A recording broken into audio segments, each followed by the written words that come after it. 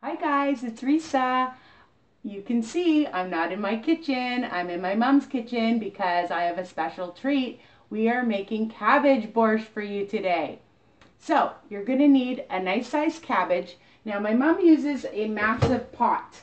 You don't have to use a massive pot if you don't want to. You can use your slow cooker. You can use just a regular pot. So the ingredients will depend on the size that you make, okay? And again, like I always tell you, you need to taste it. So I've cut up a cabbage. It was a nice sized cabbage. I've got pictures that I will show you. We cut it up just into pieces. Don't use the ends. Don't use the ends of it. Cut away because you don't want anything really hard. We're using our Cuisinart. I'll show you right there. There's the Cuisinart. Sorry, guys. And I'm just going to tell you the ingredients you're going to need. Okay, so we're going to put in a large and small onion because it's a big pot. A can of tomato juice. My mom loves to use some Worcestershire and some hot sauce, Tabasco, but you know I always use Frank's hot sauce, but you can use whatever brand you have. We're going to grate 4 carrots, some tomato paste, and we have 2 cans of crushed tomatoes. We're using the no salt added chicken broth, a beet, a lemon, a couple of Baileys you'll put in, some oregano, garlic powder, some chili flakes, and some kosher salt. You can add whatever sweetener you want. Okay, so my mom always used to put in some brown sugar, and now she's using some Splenda. That's what she has. You use what you want. I like to use Truvia, Swerve, stevia, whatever you want to sweeten it and how much you want. For a huge pot like that, it's about a half a cup of sweetener. So, but again, you have to decide and try it yourself. So the first thing that we do is after cutting up the cabbage, we are going to put it through the Cuisinart, and I'm just going to show you. There, sorry for my hand. Just put it through, and it's very easy. Don't overstuff it because you don't want to break your Cuisinart or your mother's Cuisinart. She wouldn't like that. She wouldn't be too happy with that. So we have to be very careful. Just very easy. Just a few pieces. There's no rush. Easy, right? So easy. And this is going to be so delicious. Sometimes you can even add extra protein to it. My mom used to do this. She said if I want to do it myself, I can add some beans to it just for some extra protein. If you want, you could even add some other vegetables, like some mushrooms. My mother doesn't like it. She likes it the way her mother made it. So we're making it the way my booby, my grandmother, made it, except for some of the other fancier products that they didn't have back then. Okay, so my mom's going to be 88, guys. So this was a while back. This is an old-time recipe you're getting. Okay, I'll be back soon to teach you more. Bye. Hi, it's me. Okay, so we've shredded the cabbage. Look, it's a massive pot, like I said. Now, the next step, I'm going to kneel down here because my camera's down. Actually, I'm going to put it up a little bit. There we go. And use about 2 tablespoons of some kosher salt. And what you're going to do is you're going to rub it. Just like when we made the coleslaw. Do you remember that? So just rubbing it and rubbing it. And then it just softens the cabbage a little bit.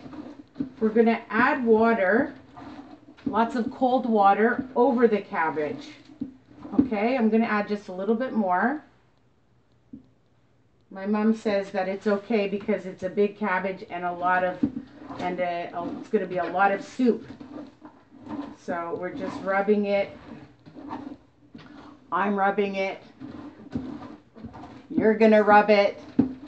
All right. Beautiful. And now we're going to add the water. I'm just looking at my mom to make sure because she's the expert. She's hiding over there. So just keep it by your sink.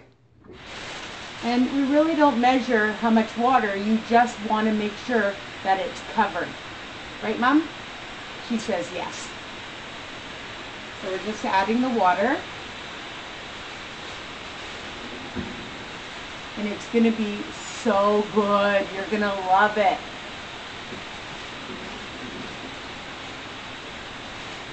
Just over it, Mom? Or keep going?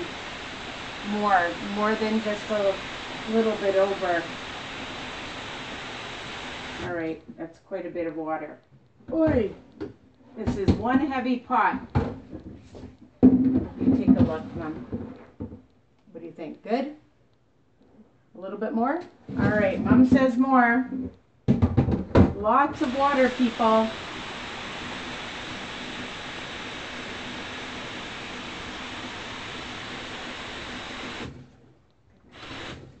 All right. So now we're going to put it on the stove and you're going to let it cook. You're going to let it cook for about, how long? Tell me. Till it's nice and soft. All right. So we have it over here by the stove. There it is. And it's going to cook down till it's nice and soft. Then we're going to add all our ingredients. So let it cook for a while and we'll get right back to what we need to add to it. See you soon. We let the cabbage get nice and soft, and this is what it looks like.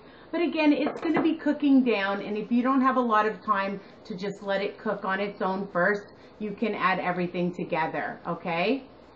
So we have our shredded carrots and some cabbage that we shredded as well, and we're going to add it to the pot.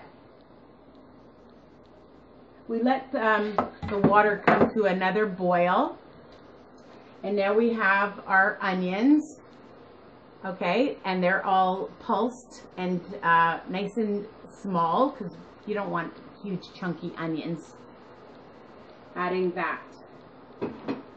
Now I have a large can of tomato juice that we're adding.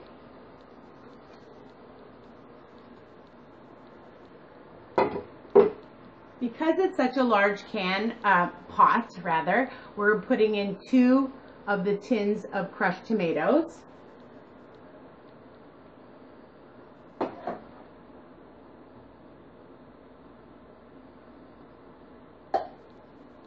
And a tin of tomato paste.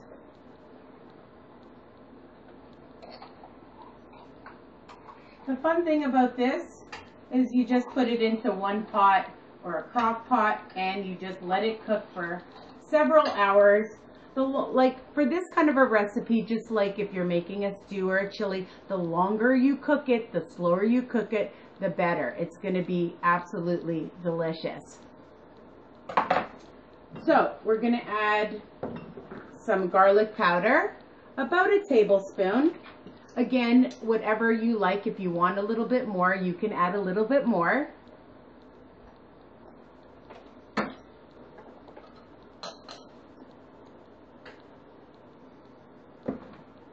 We're going to use some bay leaves. Because it's such a large pot, I'm going to pick this up so I don't trip.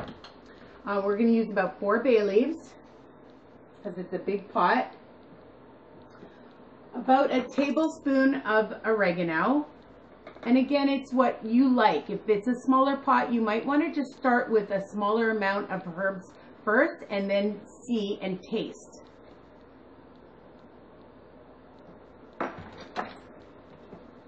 Just sprinkle in some chili flakes.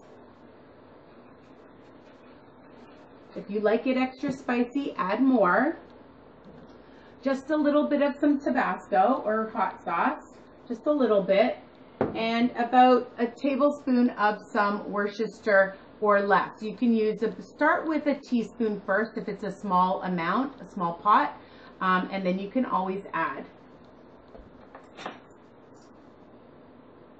I'm adding about 2 tablespoons. And make sure you stir it.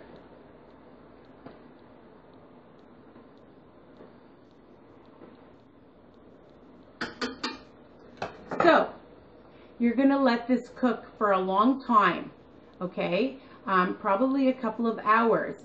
Then, if you like it sweet, you're going to add, my mom likes to just add some Splenda, Truvia, stevia. You can use some brown sugar. I mentioned about a half a cup for this big pot, but you may not like it so sweet. Add a little bit at a time of what you want, and you can use brown sugar, as I mentioned. And then, but before you do that, my mom mentioned you put in some lemon. So you want to make sure that it's not too sour, so you're going to add a little bit of some sweetener to it. Okay, so again, if you want to use brown sugar, you can. If you want to use stevia, Truvia, Splenda, whatever your choice of sweetener, add a little bit at a time. The other thing you're going to add is, what did I forget? The chicken stock. Oh my goodness, see, that's why I have my mother here. The chicken stock, people. Add the chicken stock. I know some of you guys laugh when I forget ingredients, but that's why I always say have it all in front of you. So don't forget the chicken stock.